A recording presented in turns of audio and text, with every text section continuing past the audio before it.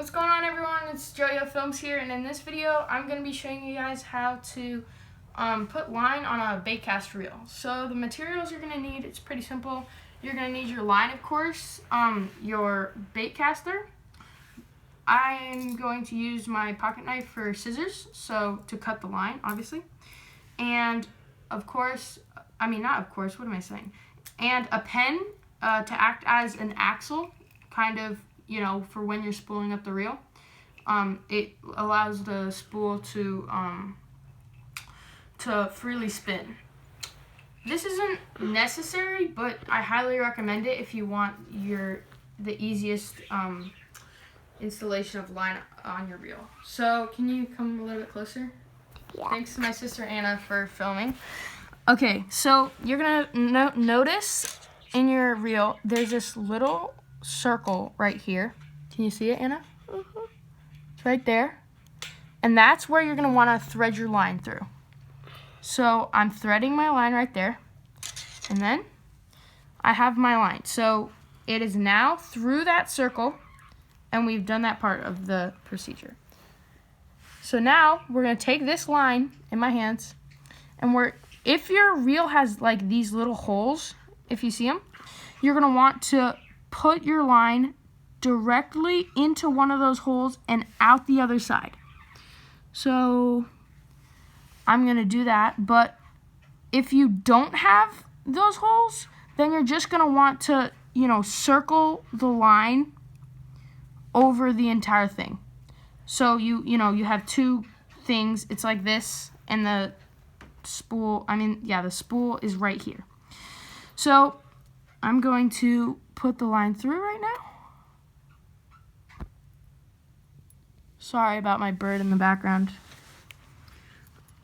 Okay, so I now have, can you get, yeah. So I now have my line through the entire thing, as you can see. So now I'm going to do a simple overhand knot. There's several different knots that you can do, but just like that, go under, tie it, and I'd like to do one more just to make it secure.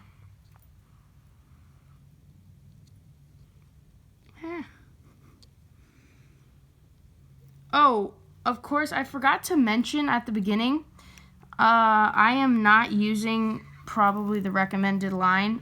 I am using, I think I'm spooling it up with 20-pound monofilament line. If you're starting out with a baitcaster, I recommend you use 20 to 50-pound braided line. That's just the best kind for a baitcaster. So, yeah. So now that we have that knot, you're going to want to tie that knot whether you have the holes or not. So you have that, and you'll notice here that you have a rather large tag end, and you really don't want that. So you're going to take your scissors right there and just snip off the end. And now we have our knot, and it just came undone.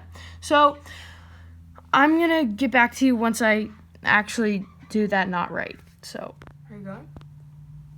Alright guys, so we're back, and so I've tied a better knot this time. Again, don't trim it too close, just kind of close. So right there, just like that. And then here's where the pen comes in handy. Here, can you back out a little bit? Thank you.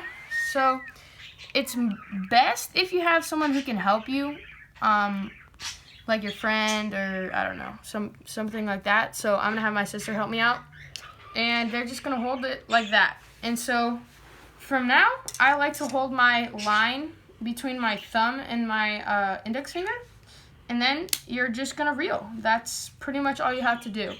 And you're gonna keep reeling until you have something like 5/6 to 7/8 of the reel filled. Anna, can you actually hold it? You want it so it's rotating, so that prevents the line. Oh. That's fine. So I'm supposed to hold it without my hand touching it. Yeah, right. You want it spinning. So that prevents line twists. Yeah, just like that. Oh, like that. Yeah. Yeah. So there we go. Just like that. Yeah, like that. Anna's having a hard time because she's holding the camera also, but yeah, just do it like that. So I'll get back to you once we have it, I'd say 5/6 to 7/8 of the way filled up. So yeah, catch you then. Alright everyone, so as you can see, we filled it up pretty far. You can see just a little bit of space left right here. So that's probably about where you want it. And now the thing that I like to do is, of course, we need to cut the line first. So just snip that off right there.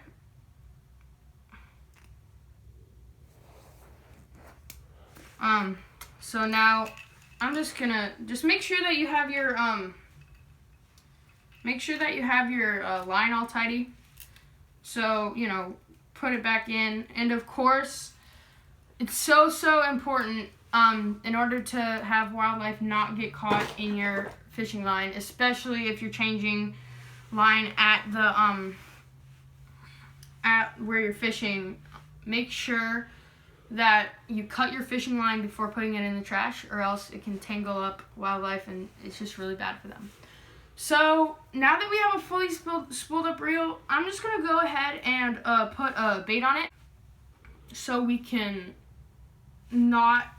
keep the line from like going out of that little hole. It's so annoying when you get to your fishing spot and you're so excited to start and you just have to sit there for 5 minutes and try to poke your line through the hole.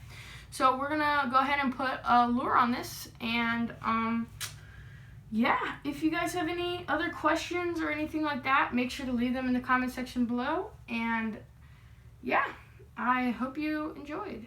And that's how to put line on a baitcast reel.